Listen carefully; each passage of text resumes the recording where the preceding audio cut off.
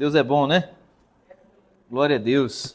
Então vamos abrir a nossa Bíblia em 1 Coríntios, capítulo 4.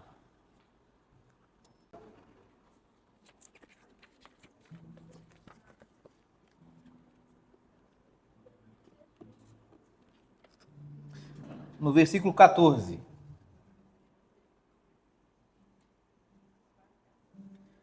Quatro, 14.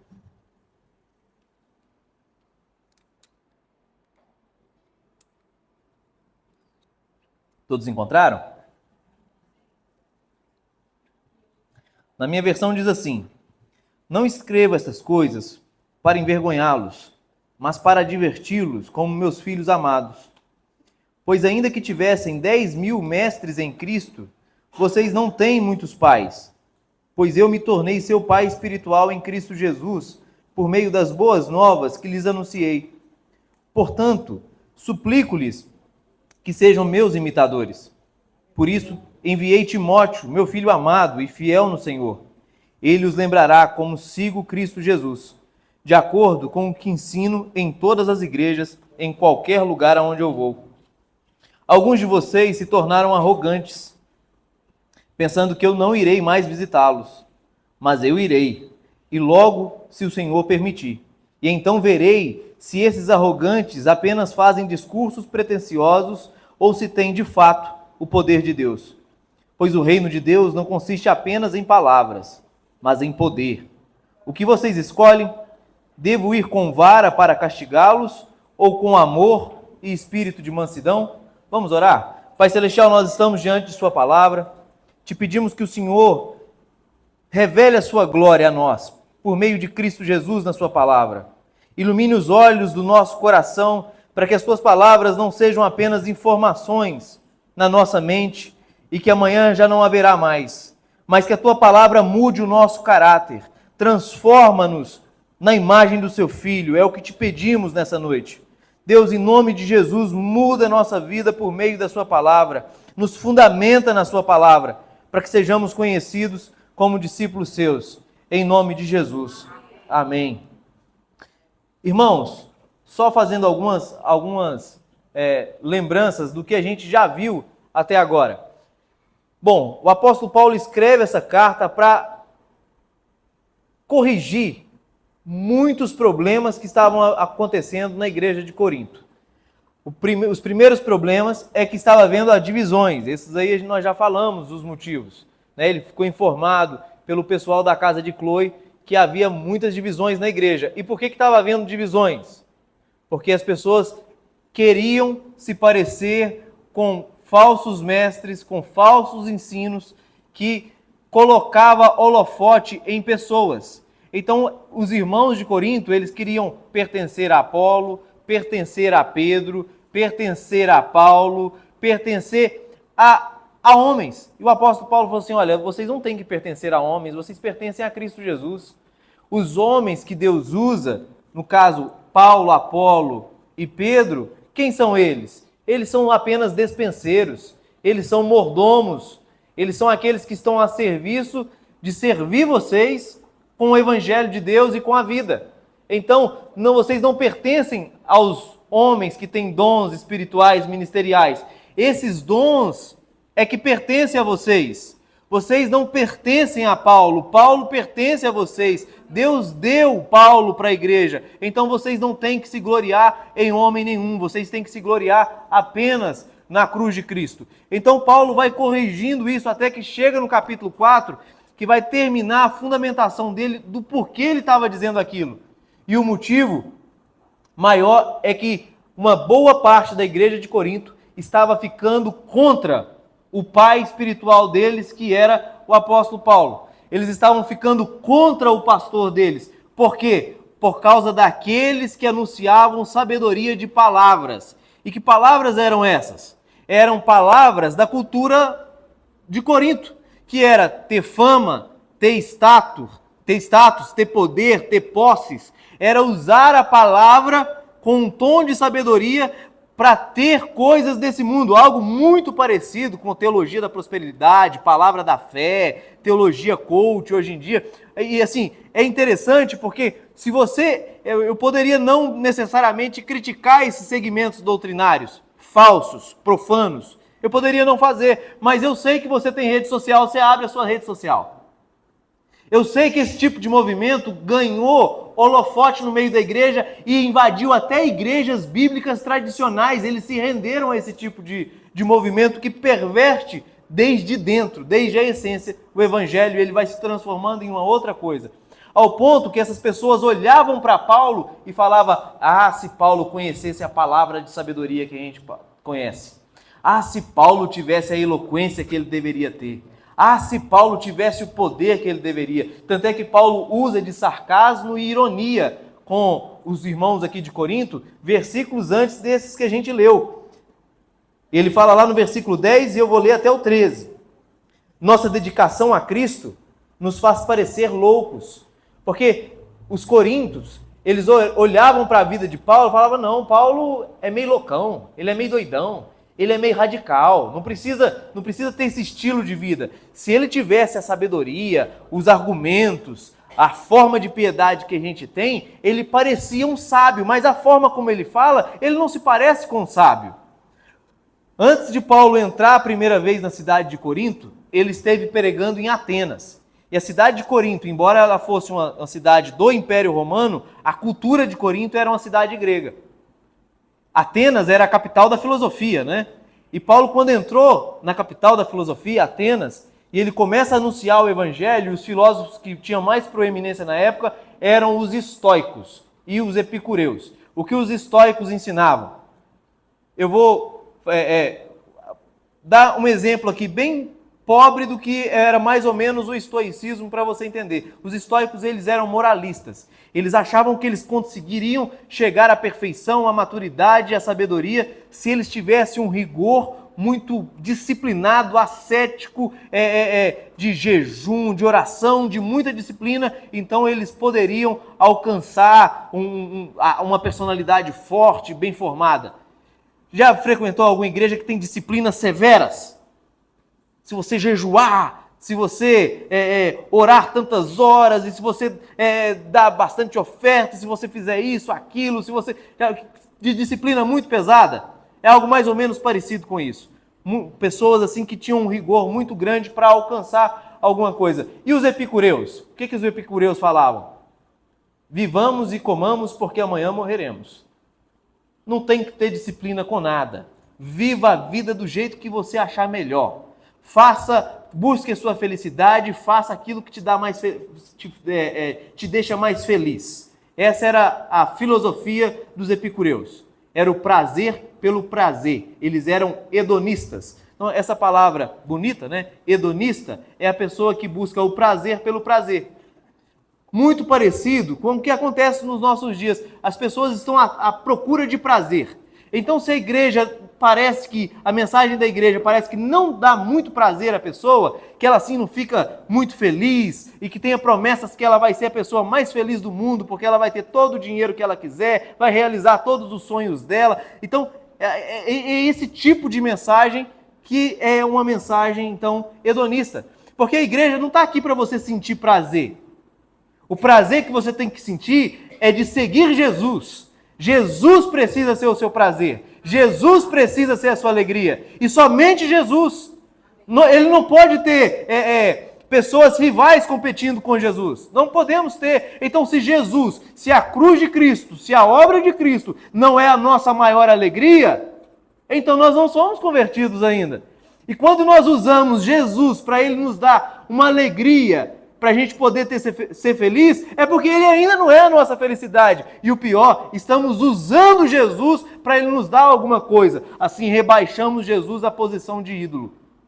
O ídolo não é um Deus, como um fim em si mesmo. O ídolo é sempre um meio. Você vai ao ídolo para você chegar aonde você quer. Você precisa do ídolo como um mediador. Alguém que vai te levar a algum lugar que é mais importante para você. Jesus disse assim: olha, eu sou o caminho, a verdade e a vida, e ninguém vem, não falou vai, ninguém vem ao Pai a não ser por mim. Só existe uma forma de sermos verdadeiramente felizes: Jesus. E não existe nenhum outro. Então, o apóstolo Paulo havia pregado em Atenas antes de chegar na cidade de Corinto. E a cidade de Corinto era parecida nesse sentido. Então, quando Paulo estava pregando em Atenas, e ele estava pregando, os filósofos estoicos e os epicureus olhavam para ele e começavam a discutir com ele, ficar com raiva dele. E aí apelidaram o apóstolo Paulo de catador de lixo, de lixeiro. Aquela pessoa que não vive com os próprios recursos e que precisa ficar catando recursos dos outros, sobra dos outros. Eles falavam assim, você não tem ideia própria, por isso você prega Jesus. Você não tem filosofia própria. E o apóstolo Paulo não ia se ofender com isso, porque não tinha mesmo. A filosofia de Paulo era Cristo e este crucificado. Então, eles chegaram a ridicularizar Paulo quando ele estava em Atenas. E quando ele chega em Corinto, não era diferente. Então, ele não parecia o sabichão, ele não parecia o erudito, porque a sabedoria dele era Cristo. E o mundo odeia Cristo. Está pensando que o mundo odiou Cristo só quando ele foi crucificado? Continua do mesmo jeito. Pregue e viva o evangelho com integridade, as pessoas vão rosnar para você. Se você não tem nenhum oponente por viver integralmente o evangelho, integralmente o evangelho, alguma coisa há de errado. As pessoas vão zombar de você, vão zombar do seu estilo de vida, aquela zombaria sutil.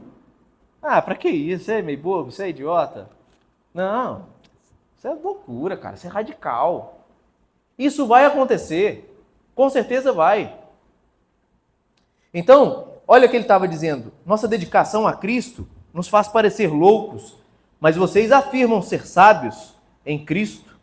Nós somos fracos, mas vocês fortes. Era assim que eles estavam olhando para Paulo, os irmãos de Corinto. Era assim que eles estavam olhando para o pastor, para o pai espiritual deles. Nossa, a gente alcançou aqui uma palavra da fé, que agora a gente chama a existência as coisas que não são, e agora a gente ficou rico, a gente ficou forte, a gente ficou poderoso, a gente descobriu o gênio da lâmpada, a gente aprendeu a confessar positivo e tudo que a gente quer começa a acontecer para a gente. Eu falo, eu determino e as coisas acontecem. A pessoa não dá conta que eu falei há 15 dias atrás, ela não dá conta de fazer o fio de cabelo dela ficar preto ou branco. Ela não dá conta de corrigir o defeito das vistas dela. Todo pregador que prega essas bobagens, tudo tem problema de vista. Tudo está tendo que fazer um monte de coisa assim bacana nos dentes, porque eles não têm capacidade nem de branquear os próprios dentes. Parecendo aquelas dentaturas zonas assim, por exemplo, colocadas. Por quê? Porque ninguém tem poder para isso, gente. E fica nessa arrogância, nessa prepotência. Então eles olhavam para Paulo, Paulo parecia fraco. Não era forte, porque talvez Paulo não tivesse descoberto ainda o segredo que os irmãos de Corinto, a sabedoria, a eloquência que eles tinham em palavras.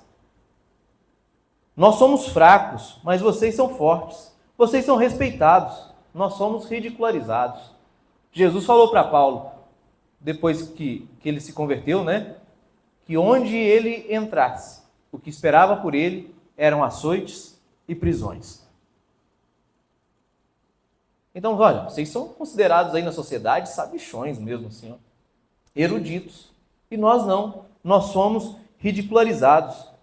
Até agora passamos fome e sede, e não temos roupa necessária para nos manter aquecidos. Pô, falavam, não, mas aqui a gente veste e come o melhor dessa terra.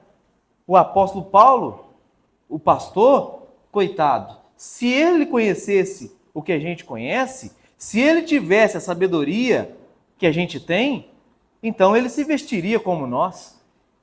Ele não passaria necessidade, ele não passaria dificuldade. Eles olhavam para Paulo e desprezavam Paulo, porque Paulo passava dificuldade. Paulo passava por tribulação. Somos espancados e não temos casa. Ah, mas se Paulo conhecesse a palavra coach da prosperidade que a gente conhece, se ele conhecesse aquela campanha que o Silas Malafaia fez, que você daria um salário seu do ano em prol da sua casa própria, ele teria uma casa própria, mas ele não sabia da sabedoria do Silas Malafaia, não participou dessa campanha, não tem casa própria. Ele é igual Jesus, o apóstolo Paulo, ele não tem onde reclinar a cabeça. Ele não tem uma casa chique para morar. Trabalhamos arduamente com as próprias mãos para obter sustento. O pessoal, os gregos, eles consideravam uma coisa desprezível trabalhar, fazer serviço manual. E quando aparecia um sábio, um erudito na cidade grega, que tinha de cultura grega, que era o orador, que era o conferencista, que era o pregador do YouTube, que era o cara de sucesso, o cara da cruzada, eles se sentiriam ofendidos por não dar muito dinheiro para essa pessoa. Porque aquela pessoa agora, eles pertenceria àquela sabedoria que aquela pessoa tinha. Então, era uma afronta um orador, um pregador, um conferencista, aquele que está pregando, não receber o dinheiro. Mais afronta ainda é se essa pessoa fosse tão vulgar ao ponto de ter serviços manuais. E era o apóstolo Paulo vivia de fazer tenda, ele costurava, armava barraquinhas. Então isso era uma afronta. O que faz seu pastor? Meu pastor faz tenda. Nossa, mas ele se presta a esse tipo de serviço manual? Que coisa ridícula! E por que Paulo fez serviços manuais dignamente na cidade de Corinto e falou, eu não recebo um centavo para pregar o evangelho para vocês. Depois, mais adiante, ele vai falar assim, eu extorqui outras igrejas, mas de vocês eu não recebo para pregar o evangelho. Porque na cabeça dos coríntios, no ato deles darem o dinheiro, agora eles estavam pagando. Eles tinham o pregador preferido deles. O apóstolo Paulo falou, aqui não. Como é que coloca preço na pregação do evangelho? Então a pessoa está aqui, ó, e isso, a cultura, de alguma forma, da igreja evangélica, agora eu estou generalizando, hoje em dia é mais ou menos essa. Eu dou meu dízimo, dou a minha oferta, o pastor que faça o resto todo. Ele que evangelize e ele que faça tudo. Eu não, eu já vou lá, eu esquento o banco todo domingo, dou meu dízimo e dou a oferta, agora eu não tenho mais responsabilidade de evangelizar, de amar o próximo, de discipular o irmão, né? De discipular outro, de visitar, de lembrar, de orar pelos outros. Por quê? Eu já tenho o pregador para fazer isso.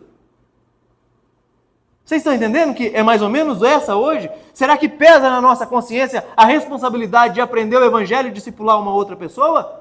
Claro que não, porque tem um pastor que faz isso. Será que o nosso coração fica angustiado, apertado? Porque tem pessoas que não são salvas e não tem ninguém lá barrando o caminho delas, mostrando amor por elas, evangelizando, falando, ô fulano, ô Beltrano, eu me lembrei de você, posso ir na sua casa fazer uma oração com você? Ô fulano, saiba que em mim você tem um amigo, eu estou orando por você. Está precisando de alguma coisa? Mas saiba, mesmo que não precise de nada, eu oro por você. E a hora que você quiser, conte comigo, você tem em mim um amigo. Porque eu encontrei um amigo maior, como diz o Ademar de Campos, né? Jesus é meu amigo maior, melhor.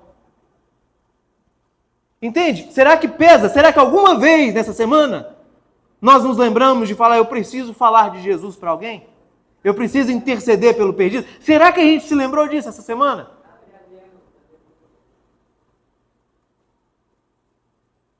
Não, o pastor que o faça. E faz mesmo, tem essa responsabilidade também. Mas não é só minha. Não é só minha. A responsabilidade pastoral é instruir vocês para evangelizar. É discipular vocês para discipular. É essa a responsabilidade. Mas eu também tenho a responsabilidade de sair atrás do perdido. Eu tenho essa e mais essa com vocês, para vocês também fazerem. Entende? E o apóstolo Paulo continua. Trabalhamos arduamente com as próprias mãos para obter sustento. Abençoamos quem nos amaldiçoa. Somos pacientes com quem nos maltrata. Respondemos com bondade quando falam mal de nós. E, no entanto, até o momento, temos sido tratados como a escória do mundo, como o lixo de todos, como o resto de todos. Se a gente observar, o apóstolo Paulo está falando isso aqui, né? Agora, muitas vezes, e provavelmente não seja o seu caso, mas tratamos Deus como também se fosse o resto que sobra no nosso prato. Que é esse exemplo que o apóstolo Paulo está dando aqui. Você se alimenta. Aí sobrou um resto aqui, você já está satisfeito, então o que você faz? Você joga aquela comida fora. Porque você não tem galinha nem cachorro, então você joga no lixo. Não é? Não é assim? Se a gente não ficou satisfeito, é esse exemplo que o apóstolo Paulo está dando. E às vezes a gente trata também a nossa vida devocional, a nossa vida com Deus, as coisas como se fosse o último e não a prioridade. E é até o título do nosso ministério aqui, priorize, não é isso? Não é colocado em primeiro lugar. E agora, entrando propriamente no texto nosso de hoje, o apóstolo Paulo agora no versículo 14, ele fala assim, olha, não vos escrevo essas coisas para envergonhá-los, mas para diverti-los, para corrigi-los, como meus filhos amados. O apóstolo Paulo falou assim, eu acabei de dizer isso tudo, acabei de esfregar isso tudo na cara de vocês, essa prepotência, essa arrogância toda que vocês têm vivido e têm me julgado por isso, e ele ensinou eles nos capítulos anteriores que se você julga, você precisa julgar com a mente de Cristo, e nós possuímos a mente de Cristo. Nós podemos discernir todas as coisas a partir da cruz de Cristo. Nós precisamos ter um olhar a partir da cruz de Cristo. E agora estava claro que a vida que o apóstolo Paulo vivia, o evangelho que o apóstolo Paulo pregava e a vida que ele vivia era muito igual a de Jesus. A gente lê as palavras dele, nós vemos as palavras e a vida do apóstolo Paulo. Fica estampado Cristo crucificado. Porque você está vendo uma pessoa que não está vivendo para fazer a sua própria vontade, mas para fazer a vontade de Deus. E é ridicularizado por isso. Jesus carregou a cruz, foi ridicularizado, zombado o tempo todo e dizendo, assim como o apóstolo Paulo, ele nos calunia, ele nos amaldiçoa, nós abençoamos. Pai, perdoa eles, eles não sabem o que fazem. E aí o apóstolo Paulo fala assim, eu não estou falando tudo isso, eu não esfreguei isso na cara de vocês agora. Não é para envergonhar vocês não, mas é para divertir vocês, é para corrigir vocês como meus filhos amados. E ele recupera a imagem paterna de família aqui de novo. Porque qual pai corrige o filho querendo envergonhar e humilhar o filho? Se faz isso, isso não é correção. Isso não é advertência. Nenhuma correção de quando vem de alguém que ama, de um pai, de uma mãe, ela vem para envergonhar o filho. E todos nós que temos filhos sabemos, filhos precisam ser corrigidos. Não é verdade? Filhos precisam ser advertidos. E se nós não fazemos, se nós não advertimos, se nós não corrigimos os nossos filhos, nós estamos condenando a alma deles para o inferno, é assim que diz o autor aos Provérbios. Eles precisam ser advertidos, eles precisam conhecer limites. Sim ou não? Eles precisam aprender a pensar, eles precisam aprender a ser gente. Eu sempre brinco, né? Eu tenho ali um menininho pequenininho, não é gente não. Não é. Acordei essa noite, ele estava jogando o leite da mamadeira para todo lado, assim, ó. Estava batizando por aspersão, com leite. Olha se isso é gente. Não é? Então, precisa ser o quê? Corrigido. E funciona, não é? Não vai funcionar? Daqui um dia ele para com isso. Fé em Deus. Mas aí a gente continua. O apóstolo Paulo dizendo, não escreva essas coisas para envergonhá-los, mas para adverti-los como meus filhos amados. É com amor que eu estou advertindo, é com amor que eu estou corrigindo. Porque a cabeça de vocês se tornou cabeça mundana. A teologia de vocês agora é a teologia mundana. Não é seguir Cristo, você quer seguir a prosperidade e usar Cristo. Então você quer seguir uma coisa boa. Quem aqui quer trabalhar para se dar bem mal na vida? Alguém quer? Se quiser, a gente pode procurar um bom psiquiatra, um neurologista. A Regina arruma um lugar lá no CAPS para você, para poder fazer uma consulta. Porque não está normal. Não é verdade? Não é normal. Então, o mundo tem muita coisa boa. E o apóstolo Paulo disse isso. Tudo é vosso. E vocês são de Cristo e Cristo é de Deus. Então, o que a gente não pode é pegar as coisas boas do mundo e fazer delas um ídolo. E o pior, usar Jesus e a palavra de Deus para nos levar até lá. Como se fosse um fim em si mesmo. E eu sempre digo, se você precisa de uma cura, se você precisa de uma ajuda financeira, se você tem uma dificuldade, qualquer necessidade que você tenha, qualquer uma, Da menorzinha que você acha assim, mas Deus não ia dar atenção para isso. Dá. Peça a Deus, ora a Deus, fale com Deus. Deus vai te ajudar, desde as menores coisas da vida até as maiores. Nós somos totalmente necessitados de Deus, nós precisamos de Deus em tudo. E não existe nenhum aspecto da nossa vida que Deus quer estar de fora. Não existe nenhum cômodo escuro da nossa vida que Deus quer estar de fora. Deus quer estar presente no todo da nossa existência. Amém? E ele continua, pois ainda que tivessem 10.000 mestres em Cristo, vocês não teriam muitos pais, pois eu me tornei seu pai espiritual em Cristo Jesus por meio das boas novas que vos anunciei. Portanto, suplico-lhes que sejam meus imitadores. Olha, ainda que vocês tenham 10.000 mestres, e aí a palavra que ele usa para mestre aqui é a palavra pedagogos no grego, porque os gregos contratavam pessoas antigamente para levar os seus filhos para a escola e para discipliná-los no estudo. E esses pedagogos, eles eram severos, eles usavam a vara. Até bem pouco tempo atrás, existia uma coisinha chamada palmatória. Eu mesmo, que vos digo, nunca levei uma palmada de palmatória, mas o nariz pregado no quadro, com as mãos para cima, e já fiquei demais da conta. Ajoelhado no grão de milho, em tampinha de garrafa, muitas vezes. Puxão de orelha do professor, diversas vezes. Era um pemba. E a professora não tinha outra escolha. Mas hoje, se fizer isso, vai dar cadeia. Eu sei que eu me identifiquei com alguns aqui durante o tempo que eu estava falando isso, né? E também que eu percebo que vocês também, alguns eram peças santas do altar de Deus, né? Então, esses pedagogos, eles eram severos.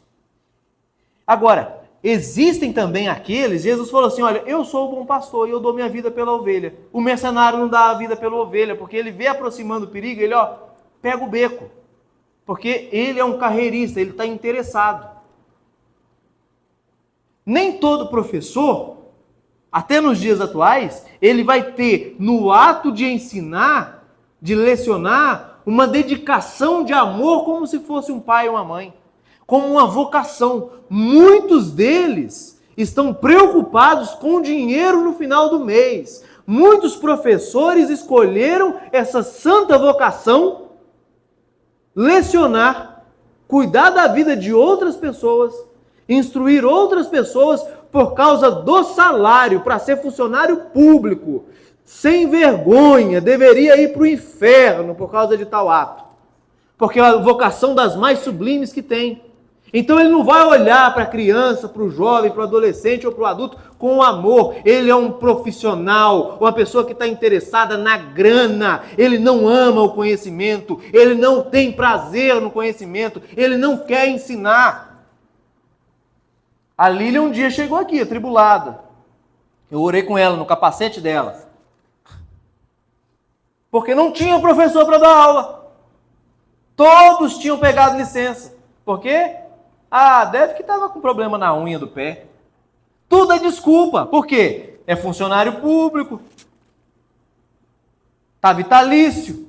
Então faz de qualquer jeito. Então, mestres carreiristas. Está pensando que é diferente na igreja? Não é. Uma vez, sei lá por que cargas d'água. Eu tinha um iPad, eu entrei no carro, o iPad estava fazendo blá, blá, blá, blá, blá, blá, blá. Eu abri ele assim, e aí entrei numa conversa de 2 pastores. E eles estavam selecionando qual era a igreja que eles iam escolher pastorear por causa do salário que eles iam ter. Por causa da prebenda que eles iam ter. Por causa dos confortos que eles iriam ter. E eu fiquei assistindo aquela conversa assim uns 15 minutos. Até que lá pelas tantas eu falei, eu não sei o que eu estou fazendo na conversa de vocês dois. Mas vocês não sabem nada sobre vocação. Sobre ser dirigido pelo Espírito Santo. Não, eles estavam priorizando a partir da grana que eles iam ter. Se você tem uma vocação, uma santa vocação, você vai cumprir com ela, ainda que você não receba nada, ainda que você se sacrifique e sangre por ela. Isso é vocação. Você cumpre ela, recebendo ou não recebendo, e se sacrificando e até levando prejuízo. Isso é vocação. Quer ver uma coisa? Quanto que a igreja te paga para você vir à igreja? Quanto que a igreja te paga para você ser membro da igreja? Não, irmãos, você se sacrifica em prol da obra de Deus, sim ou não? Tanto é que os seus dízimos, as suas ofertas, é que ajudam a manter a igreja. A igreja paga o seu combustível, a eletricidade da sua bicicleta, a sola do seu sapato para você vir à igreja? Faz isso? Não, é você quem se sacrifica em prol da igreja, é assim ou não é? Porque é uma vocação, você se percebe chamado por Deus para servir ao Senhor, para adorar ao Senhor, para viver em comunhão com os irmãos. Então uma vocação não é um mercado que eu levo lucro. E o apóstolo Paulo está falando, olha, você pode ter muitas pessoas severas que é um profissional, mas não é um imitador de Cristo. Você pode ter muitos mestres que te ensinam. Muitos desses mestres podem até te ensinar a verdade, sim. Podem até falar corretamente o evangelho. Mas observe se ele não é um mercador, um mercenário. Se ele não está fazendo negócio. Paulo uma vez estava preso e algumas pessoas, porque Paulo estava preso, viram nisso a porta aberta para evangelizar e fazer mais a obra de Deus. Eles estavam pregando corretamente, mas estavam fazendo isso porque Paulo antes tinha mais holofote do que eles. E Paulo falou assim, olha, para mim pouco me interessa, desde que o evangelho esteja sendo pregado. Então eles estavam pregando corretamente o evangelho, mas a motivação deles era completamente errada. E aí o apóstolo Paulo agora vai falar, eu me importo com vocês como se o pai espiritual de vocês, porque eu trouxe as boas novas para vocês. E aí ele faz o apelo, sede meus imitadores. Aí pode parecer contrassenso, né? Fala, sede meus imitadores, mas ainda há pouco você falou que eu não pertencia a você, como é que você está falando agora para eu ser o seu imitador? Lá no capítulo 11, o apóstolo Paulo dá esse raciocínio completo. Sede meus imitadores, como eu sou de Cristo. Assim como eu imito Cristo, imite você também. Ele não estava falando, colocando as pessoas para repetir tudo o que ele fazia. Ele não estava falando para as pessoas pertencerem a ele. Ele falou, eu imito Cristo. Da mesma forma que eu imito Cristo, imite você também. O nosso alvo é Cristo. Aí, versículo 17. Por isso enviei Timóteo, meu filho amado e fiel no Senhor. Ele os lembrará como sigo Cristo Jesus, de acordo com o que ensino em todas as igrejas, em todo lugar aonde vou. O apóstolo Timóteo precedeu a ida de Timóteo. Timóteo chegou na igreja de Corinto antes da carta que Paulo estava escrevendo. Nesse sentido, Paulo não estava enviando só palavras. Ele enviou uma carta viva.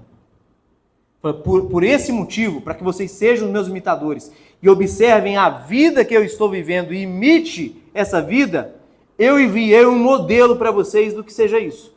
Timóteo, meu filho amado. Porque o evangelho não é só palavras, tem que ter conduta, tem que ter procedimento, tem que ter vida. É fácil eu falar que creio, até os demônios fazem isso. Eles falam, eles acreditam, temem e tremem. Mas eles são rebeldes, eles não obedecem. Eles não praticam, mas eles acreditam. O capeta, ele é muito melhor de teologia do que qualquer um. No entanto, ele é rebelde. Então, se há crença, se há fé, deve haver também obediência. Se há palavras, deve haver também vida. Estão entendendo? Ou não? Então, Paulo está enviando um modelo. E o Timóteo com a vida dele, ia mostrar o tipo de ensino que Paulo também ensinava. E ele falou assim, o que eu ensino não é diferente aí em Corinto do que eu ensino nas outras igrejas. O evangelho é único. Na igreja de Corinto mesmo, existiam várias pequenas igrejas. Porque antigamente, eu já falei isso, antigamente não tinha templos assim para se reunir muitas pessoas. Então era em muitas casas, as casas maiores é que comportavam as igrejas. Então tinha muitas lideranças. E essas lideranças é que estavam pervertendo a mente. Essa carta de Paulo ia ser corrida em todas as pequenas igrejas, nas casas, na cidade de Corinto.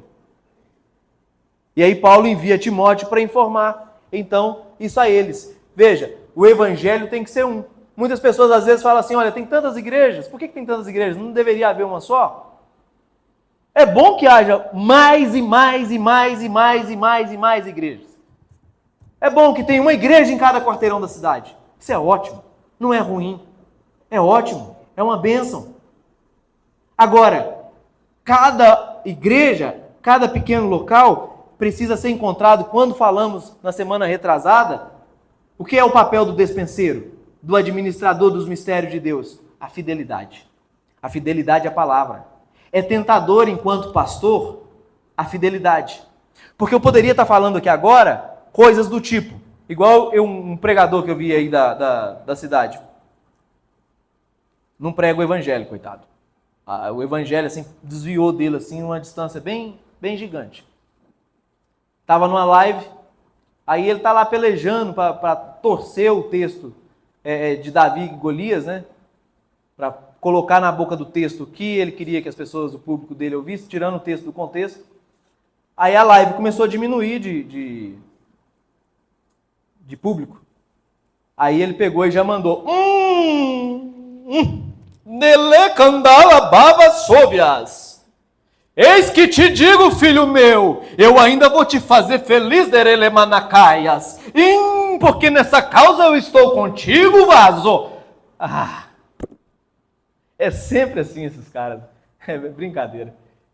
Eu não duvido de dons, irmãos, e nem estou aqui para zombar dos dons. Mas se eu colocar esse tom de voz e que que Deus está me revelando que essa causa... Quem aqui não tem uma causa para resolver? Será que é só eu ou alguém aí tem? Eu tenho dificuldades, eu tenho coisas para fazer da minha vida. Vocês têm também ou não? Se ninguém tiver, ore por mim, por favor. Então esses caras, eles sempre eles tocam num assunto de dinheiro. Se a pessoa não estiver doente, inventa uma doença. Deus está te curando agora. Deus está me mostrando agora. Você não sabia, mas Deus acabou de curar esse câncer no seu seio. Mas aí é mole, né, meu?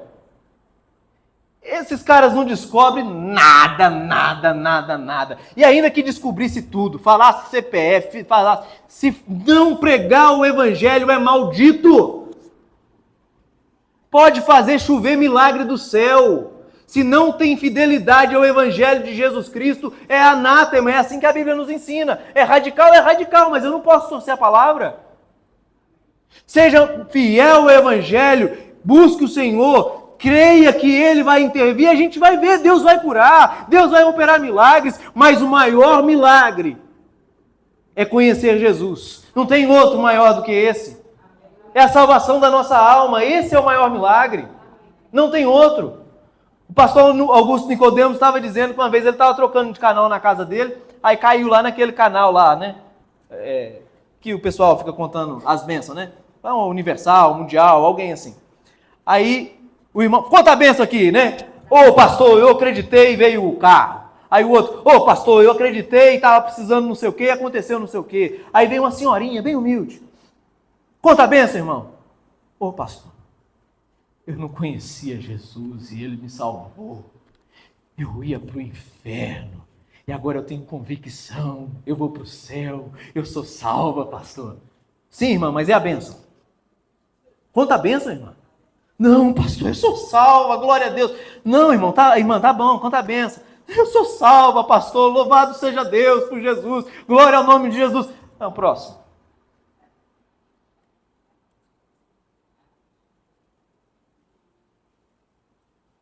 Tá vendo? Que coisa, né? Deve que era assim lá naquela igreja que você ia também.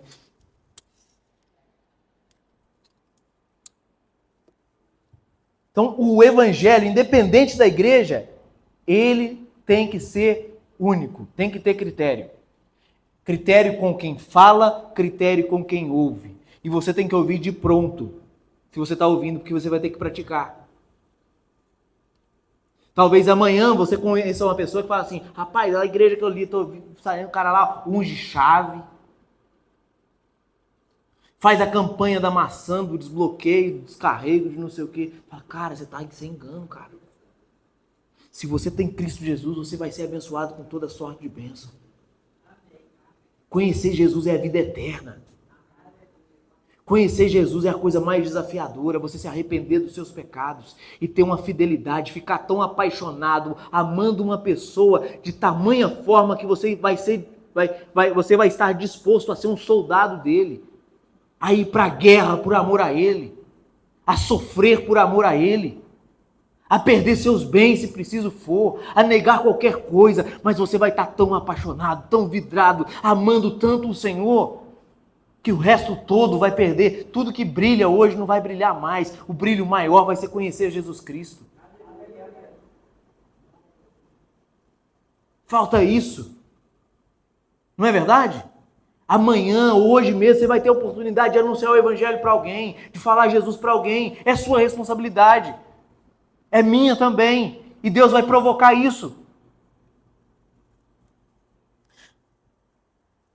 Pois bem, alguns de vocês se tornaram arrogantes, versículo 18, pensando que não irei mais visitá-los, mas eu irei.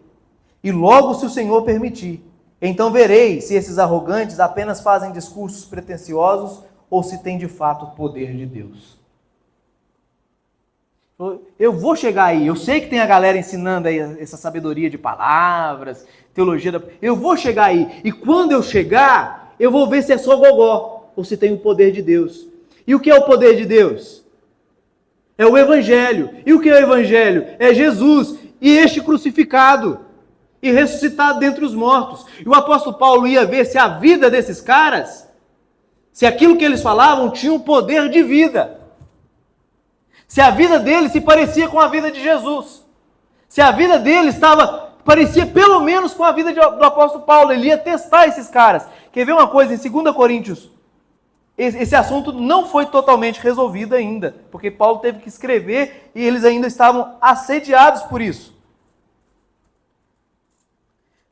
Em 2 Coríntios, no capítulo 11, estavam lá os falsos apóstolos ainda com o mesmo tipo de arrogância.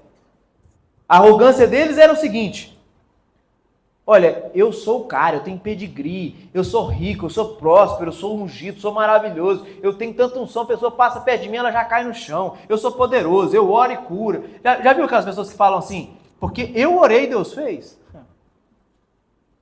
Olha o tipo de arrogância, gente. Se você orou, isso é uma alegria, porque Deus me levou a orar pela pessoa e que coisa maravilhosa, Deus operou na vida daquela pessoa, mas não foi a sua oração. A gente nem quer orar, a verdade é essa, a gente já ora porque Deus opera em nós o querer para poder orar, não é assim? Já viu quando a gente está fraco, não está orando de jeito nenhum, a gente ora para Deus nos fazer orar, porque a gente não sabe orar como convém. Até a força para orar a gente precisa pedir para Deus, não é assim? Aí o outro fala assim, não, foi a minha fé que fez aquilo. Não sabe de nada, inocente.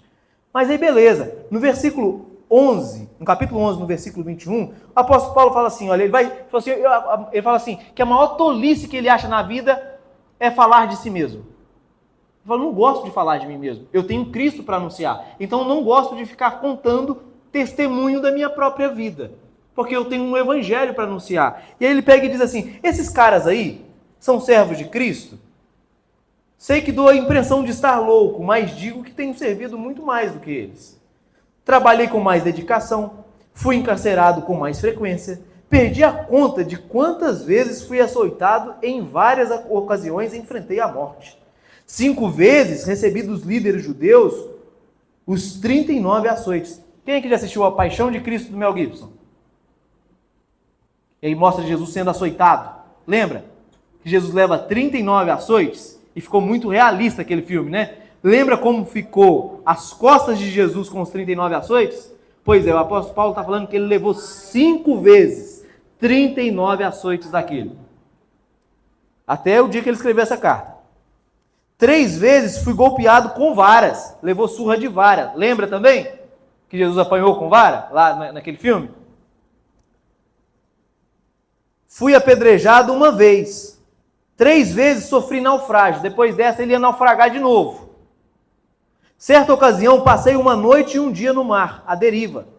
Realizei jornadas longas, enfrentei perigos em rios e com assaltantes, enfrentei perigos de meu próprio povo, bem como dos gentios. Enfrentei perigos em cidades, em desertos e no mar. Enfrentei perigos por causa de homens que se diziam irmãos e não eram falsos irmãos. Diziam pregar o evangelho, não eram.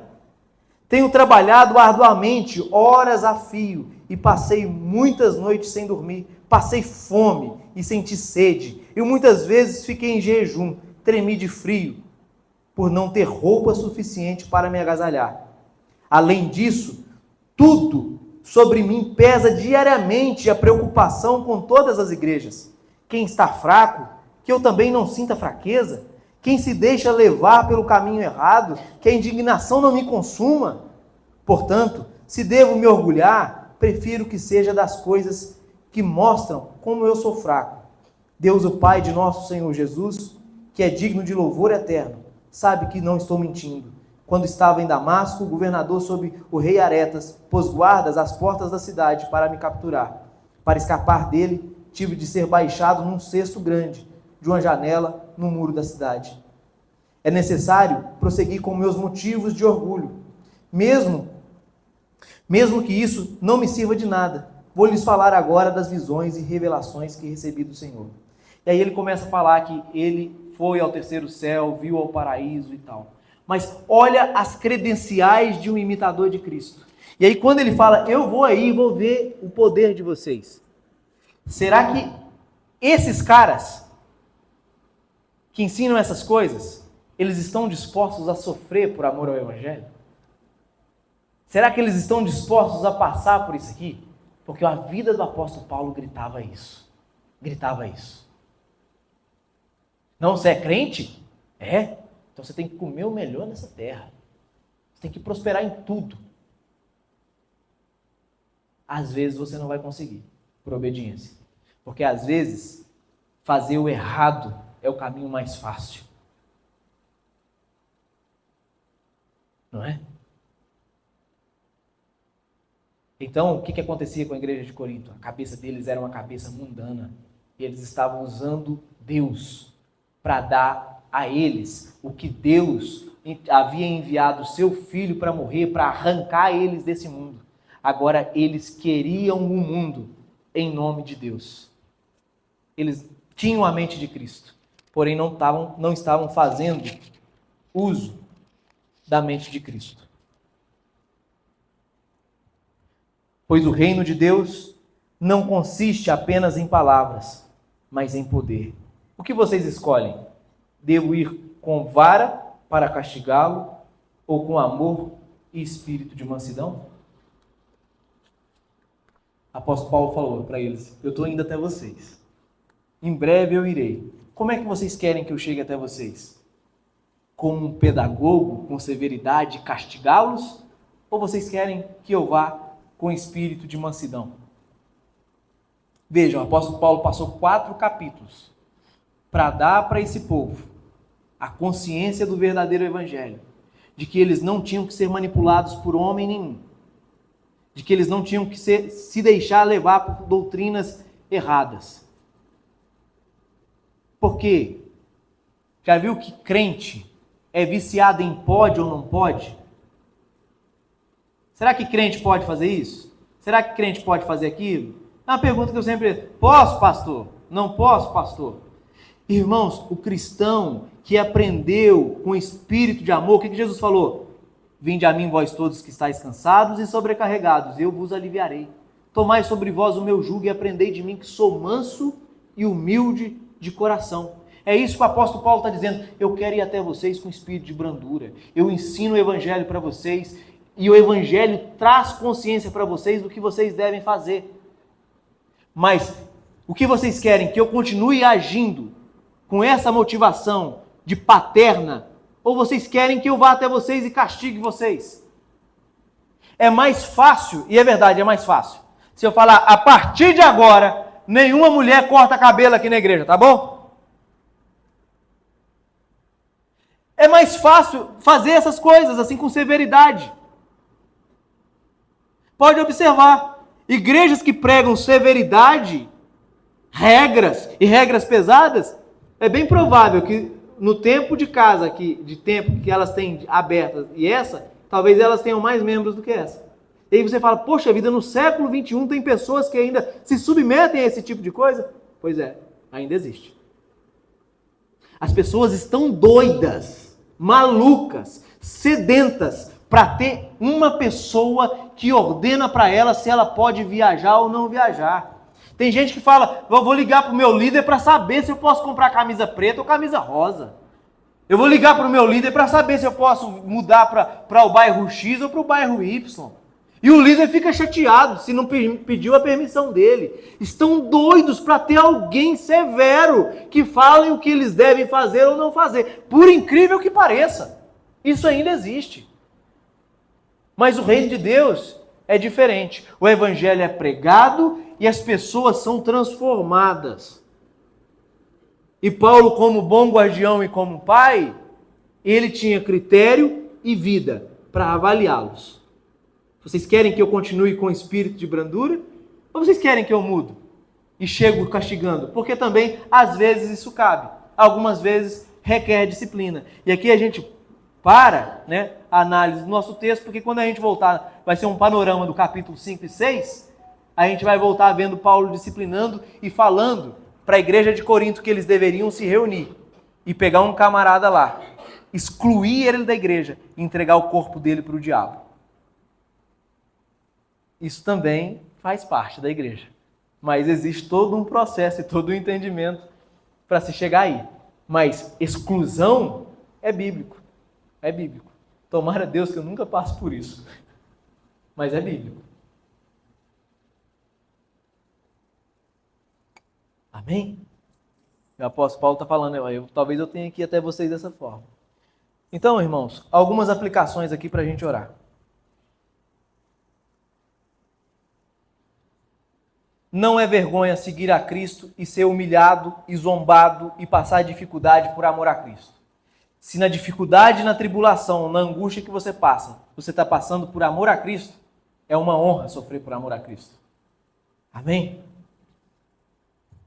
Então, quando a pessoa é imatura, ela acha que relacionamento com Deus é ter status e ter poder. Eu acho que eu já estou meses demais falando sobre isso, né? E talvez até agora eu já possa mudar de assunto. Que pastor não é maior do que a ovelha. Nunca. Nunca, nunca, nunca. Amém? Pastor não é diferente dos outros. Nada disso. Não deve ser bajulado. Ele deve ser fiel e cumprir com o trabalho dele. Amém? Agora, as pessoas acham que às vezes ter um trabalho pessoal vai trazer uma honra e uma coisa assim maior. Não, é serviço. É serviço. Quem é mais jovem na fé precisa procurar alguém mais maduro para imitar a fé daquela pessoa. E não são só as palavras dela, não. Tem que ser a vida. Tem que ser a vida. Você deve observar quem você precisa imitar. Isso é bíblico. Isso é bíblico. Se você, ao imitar, porque é assim que o discipulado acontece. Um discipulando o outro. Mas a pessoa precisa ter vida. Você precisa... não, é em tudo que ela faz? Não, é com a motivação que ela faz. Ela é arrogante na motivação dela, ela quer holofote para ela quer se sentir importante, ela quer ser melhor do que os outros. Então, não imite essa pessoa jamais. Jamais. Se você notar em mim, Júnior, arrogância, querendo me sentir superior a você, te esnobando, me sentindo importante ou ungido, saia de perto de mim em nome de Jesus. Ou se não, me corrija. Pastor, você está arrogante. Tá bom? Combinado? E cristãos que querem maturidade precisam viver de modo que os outros o imitem.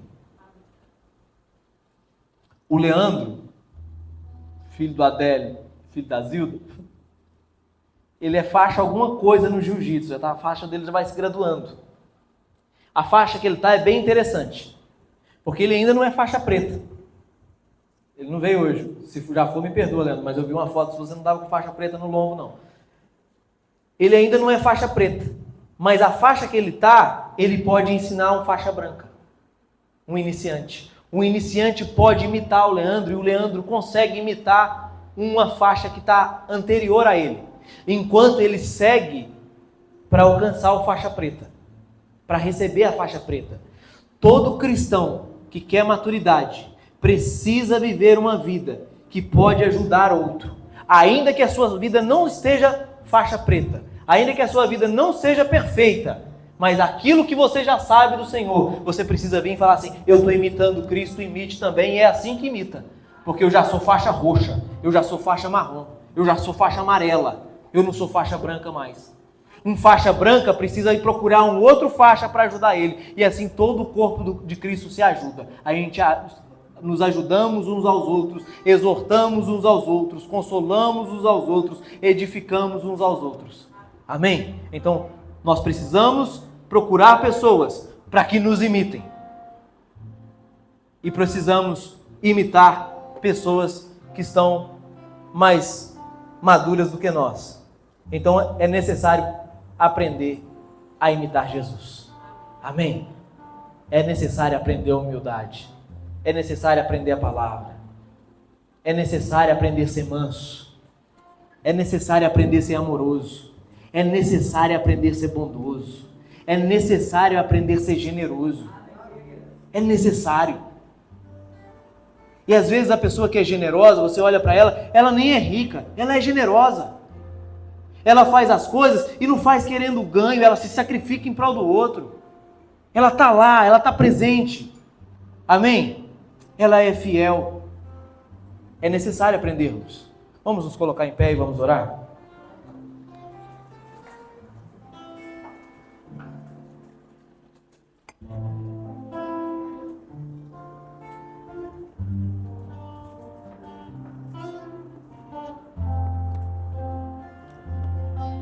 Bom, irmãos, eu não sei você, mas eu preciso imitar melhor o meu faixa preta. Eu preciso. Será que você olha para a sua vida depois disso tudo que a gente falou e ministrou? Será que a gente está à altura do que Deus quer? Será que a gente tem obedecido? Será que a gente tem se posicionado dessa forma que o apóstolo Paulo disse? Eu preciso ser modelo. Eu preciso buscar pessoas. Porque, às vezes, é mais fácil para o carreirista dizer: faz lá, copia aqui. Um professor que não é vocacionado de fato, ele passa exercício no quadro. Ele dá tarefinha. Os alunos acham um saco. Esquecem a matéria dele. Esquecem ele. Mas um professor que é vocacionado, ainda que às vezes ele seja um pouquinho severo, os alunos aprendem, gostam de aprender e ele se torna inesquecível. Não é? Você deve lembrar do seu tempo de escola, você fala: eu não me esqueço daquela professora, eu não me esqueço daquele professor. É assim ou não é?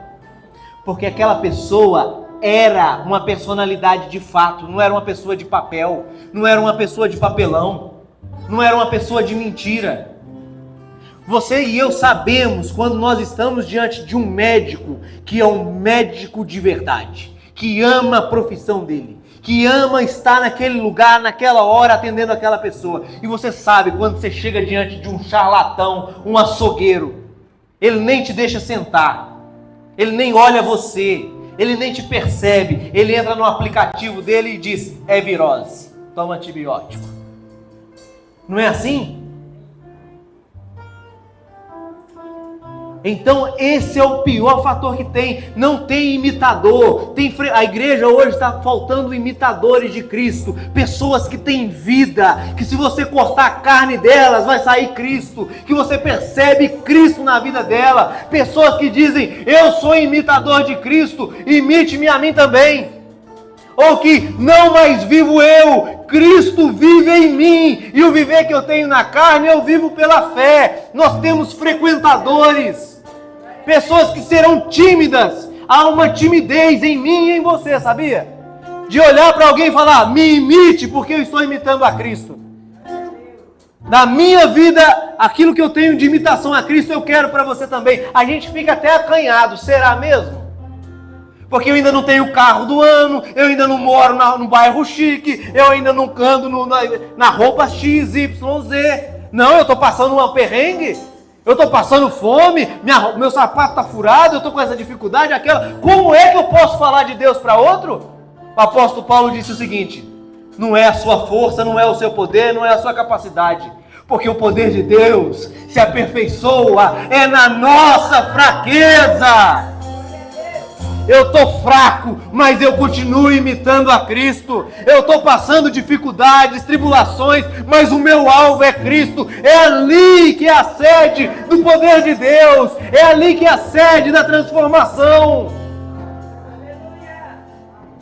Vocês estão entendendo? Então a igreja está cheia de frequentador e não de imitador.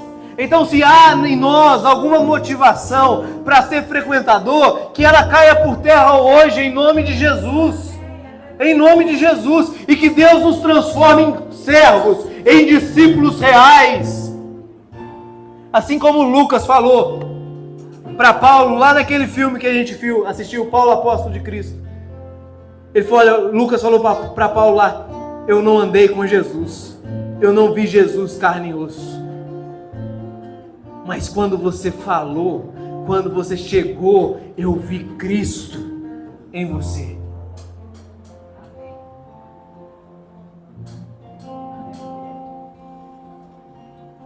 Abandone hoje gente que ostenta poder, status, aparência. Pare com isso.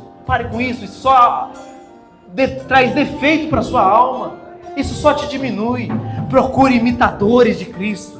Procure pessoas com vida, amantes de Jesus, que amam a palavra de Deus sobre todas as coisas, que amam a Deus sobre todas as coisas, que amam o próximo como a si mesmo, que não está com o dedo em riste, condenando todo mundo, mandando todo mundo para o inferno, mas que quer fazer amigos. Pessoas que agem com humildade, com espírito de servidão, com mansidão, com generosidade. Sejamos essas pessoas, imitadores de Cristo. Amém? Então vamos orar essa canção e em seguida a gente vai embora.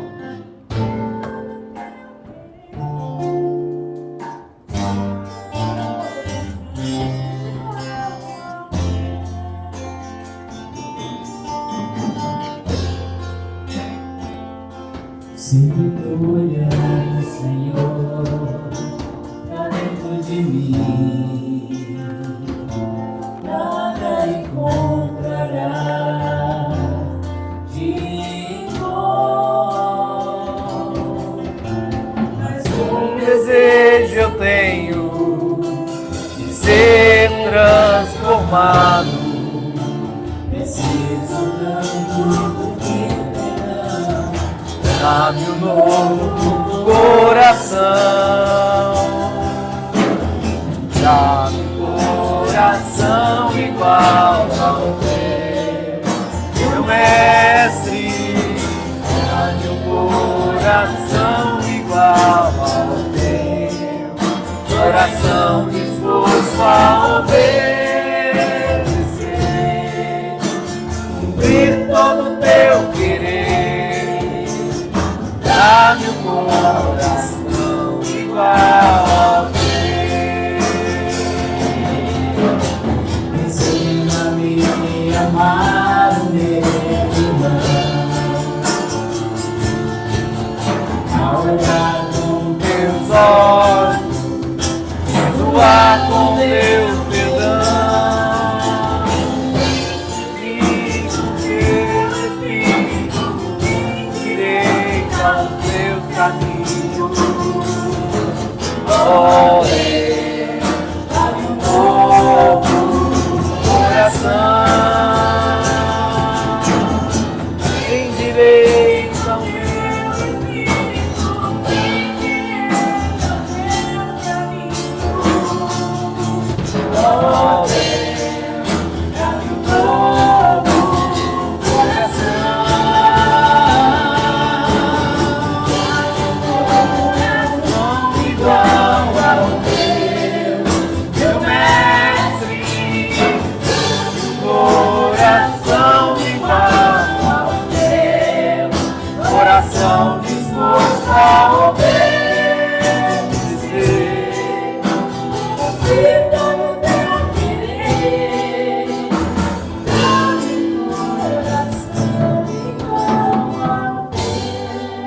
Obrigado, Senhor, porque eu sei que essa é uma oração que o Senhor atende. Essa é uma oração que o Senhor atende.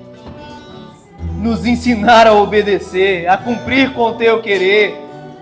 Renova-nos, ó Deus, renova-nos mesmo. Aos meus irmãos, traz o frescor da alegria, do amor, da renovação, Deus, em nome de Jesus, que sejamos odres novos, com vinhos novos, Deus, em nome de Jesus. Eu oro pela semana dos meus irmãos, eu oro pela nossa semana, que ela seja rica, abençoada, com as insondáveis riquezas de Cristo Jesus. Nos dê sabedoria para resolver todas as coisas, não com a sabedoria do mundo, mas com a sabedoria da cruz. Nos ajude a amar, a perdoar, a estender a mão, a sermos generosos, em nome de Jesus. Amém. Amém.